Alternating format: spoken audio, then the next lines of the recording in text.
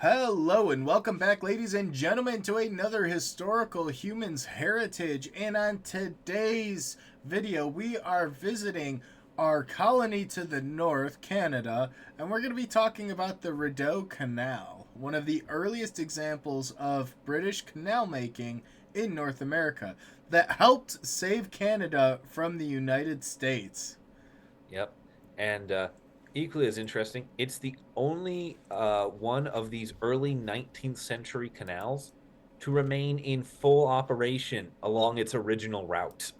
And using mostly original equipment, too, is one of the Yeah, things that highlighted. yeah, definitely. Yeah, this is a fun little bit of history that gets to be on the UNESCO World Heritage Site because of, well, building this canal was a military endeavor by the British in order to prevent the Americans from invading Canada and to enable the British to more easily invade the Americas. Should I believe it's meant to go into the Great Lakes from Canada, and it's supposed to control access to and from Ontario by water, which was a major way to get troops around between these two countries, as the War of 1812 would prove.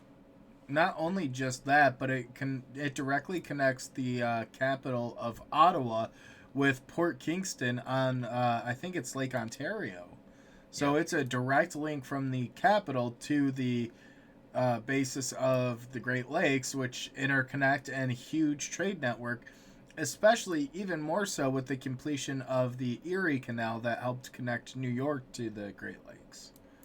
oh yeah, definitely. It's a major source of trade and movement to this day, and it's also it's the building of it was one of the things that helped set about and define a distinct boundary between the American identity and the Canadian identity, based on whether or not this lock was designed to keep you out.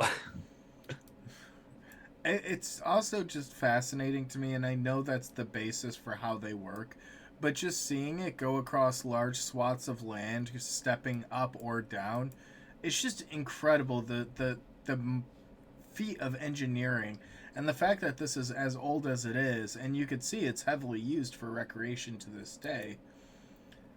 And it posed a very important part of Canadian history, though, because there was a point in which America had invaded Canada and the Canadians had managed to fend off the fight.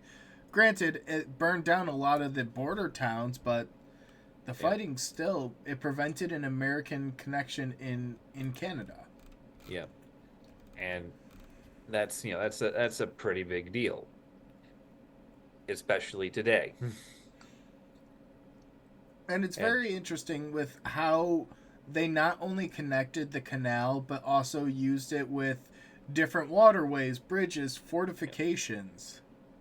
Oh yeah, it's a wonderful design, and it's also a very much pristine example of a imported European technology being used to full effect on the much more vigorous waterways of North America.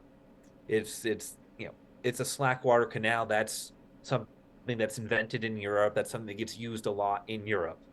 And here it is being applied on what's probably a much grander scale than it would usually be I, in North America, and adapting to the new environment it finds itself in, which is kind of the whole story of the European colonization of America.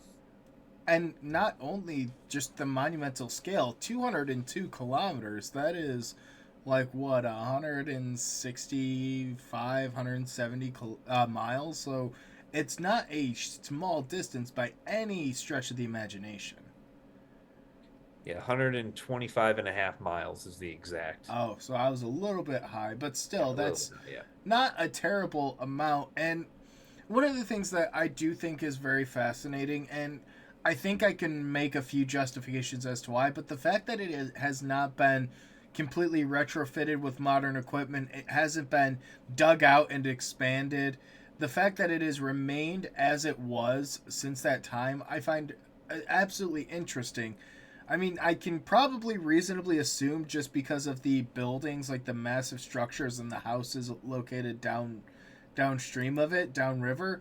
But the fact that you haven't had many modern updates to it really keeps that original aesthetic, that setting. And with a lot of these World Heritage sites, that really plays a key role is their view shed, is their scenery, is the setting, because some historical things, some cultural things, if removed from its original context, loses some of that specialness, loses some of that history. People don't care about it as much if it's not where it originally was. Yeah, and honestly, as like almost a second point to that, the thing I love the most about this canal being on the UNESCO World Heritage Site is the fact that this proves that being an integral part of human culture and being something significant on the UNESCO Heritage Site, you don't have to be something else, something religious or military or royal or grand and monumental. You can be infrastructure. You can just be infrastructure, One, which is I would argue what that this, this is monumental, but maybe not in the yeah, same context you not in the same phrased. context I'm using the word. This isn't a monument like the Hagia Sophia or the Hanging Gardens or Stonehenge would be. But you bring up a very good point and something that I think is actually a better phrasing for it. But infrastructure is monumental. Infrastructure is key to human development. It has paved the way to so many things, both literally and metaphorically. And we've talked about the Appian Way, which was the Roman road networks. Yeah. It Oh can yeah. be something as simple as infrastructure because of the impact it has, large scale and long Yeah. term. Yeah. It's just this is something that is at its base so utilitarian. You just wouldn't think of it as something that would define human culture. And it is. This structure helped define the distinction between Canadian and American. It's a source of trade for 200 years. It's all sorts of things, and it's just someone building a path through the water. It's man's need to control water. And then, well, we talk about this a lot, but the site actually does have a management plan in place that dates back to 96, although it was updated in 2005. Seems roughly due for another updating. But Yeah. they are going to combine and work it and try and work together with the nearby Fort Henry and Kingston fortifications. So they're trying to work in this more general heritage district and hopefully have management plans for all of those in place. Yeah. And all the plans are sort of pinned together by the historic canal regulations, which is a lovely little way to give a lot of these, preservation plans and, best practices on paper the ability to be implemented in the real world, the ability to have enforcement to say, if you violate this, these bad things will happen to you. Yeah, here's the punishments for X, Y, and Z. Plus, Yeah. it gives a regulating authority with a vested interest who's going Yeah. to genuinely try and oversee the best outcome around. But I think that's a great point to wrap up today's episode. We wanted to give some love to Canada. I know there's been a lot of bad blood back and forth, but we love our neighbors to the north and, thought we'd give them a little shout out here. Yep. So we'll see you Yes, guys in our the next one. Canadian brothers. Yes. See you next time. Sorry.